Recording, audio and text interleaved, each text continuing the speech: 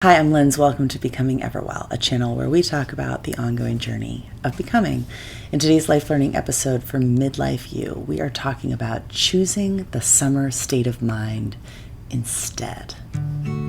I make sense of life by writing about real everyday stuff that makes us who we are.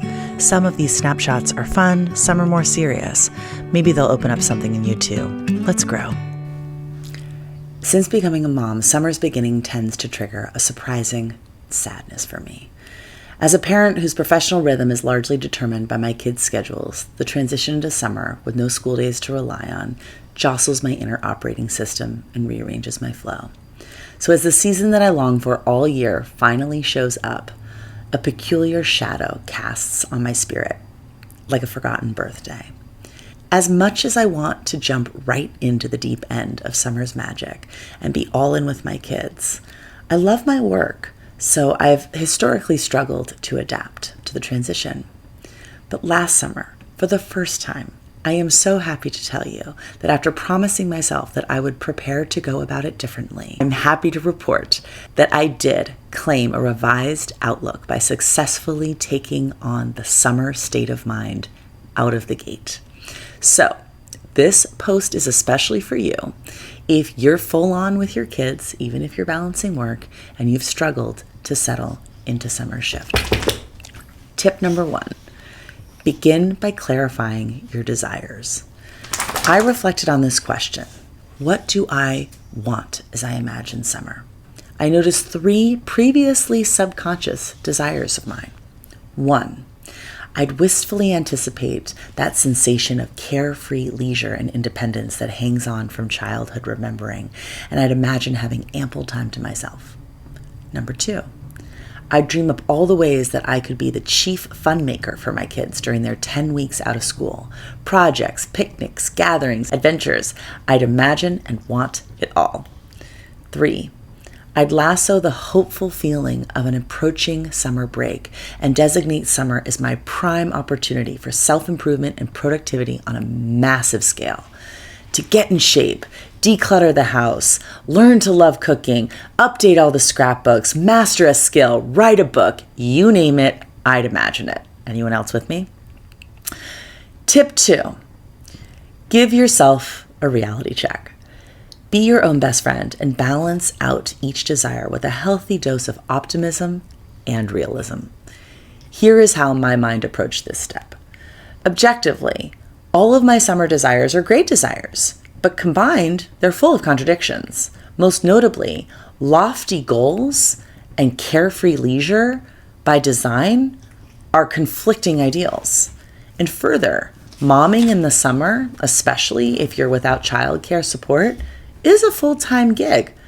Momming in the summer can be spectacularly fun. Swimming, barbecues, picnics, outside fun.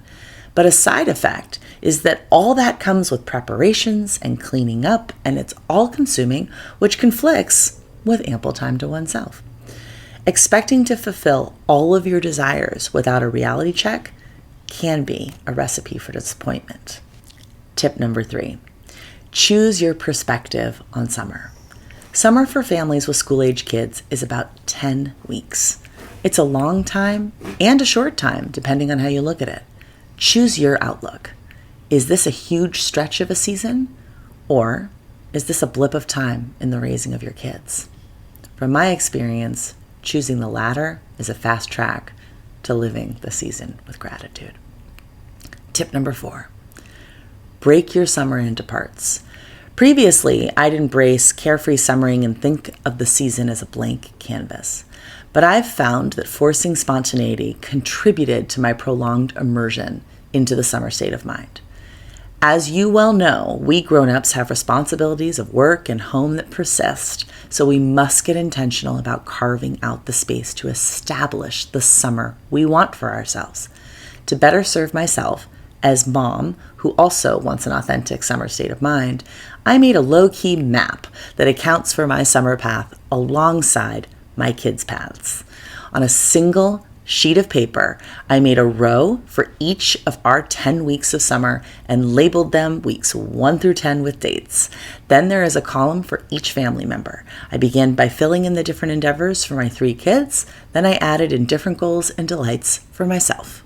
Lots of blank canvas exists on the map, but now I'll be sure to get the leisure time and productive time that I desire. Each week, with its available spaces of time, gives me a new sense of freedom in its design. Tip 5. Claim your version of leisure. 100% we all deserve built-in guilt-free leisure in the summer. Simply name your leisure of choice and own it like the mom goddess that you are. For instance, I fancy reading, and I fantasize about blissful hours on end with my book while in a shaded hammock overlooking a tropical body of water. Now, Hawaii isn't on my upcoming travel slate, but a makeshift setting in a comfortable chair in a consistent way throughout the summer is glorious too. For some, it's playing mahjong or tennis or having iced coffee with a pal or trail running or traveling. What's your ideal concoction of leisure? The key tip: be ever mindful of nostalgia's trickery. With time, you'll long for this summer right here. You'll long for the ages that your kids are today, or the health you inhabit, or the shape of this summer's endeavors and responsibilities. I recently spent some time with my bestie and our family's lakeside in New Hampshire, and we both ached a bit while observing a nearby crying toddler in his puddle jumper floaty who simply needed his mom's embrace and a forehead kiss to feel better. Our nostalgia kicked in at the sensation that we no longer inhabited their stage. Then we regarded our kids, teens and tweens, playful in the lake's deeper water, and reminded ourselves of our gratitude for this present tense motherhood experience of ours. My friend, it's almost July, the Saturday of summer, and as the warm air envelops you, I hope your summer state of mind is either upon you or fast approaching. May this summer offer respite for your body, hydration for your spirit, and freedom to grow. I'm Lindsay Hurdy. I'm so glad you're here. You can learn all about me and what I do on my website, lindsayhurdy.com, or better yet, go to my Substack, lindsayhurdy.substack.com. That's where I post all of my writing every Saturday morning, and I'm in connection with folks throughout the week as well. I would love to connect with you there. That is my favorite social media platform, and I dig it there. So find me. I'm so grateful that you're here today. Thank you. Until next time. Be sure to like and subscribe and click that bell to get alerts for new posts. I'd be ever grateful.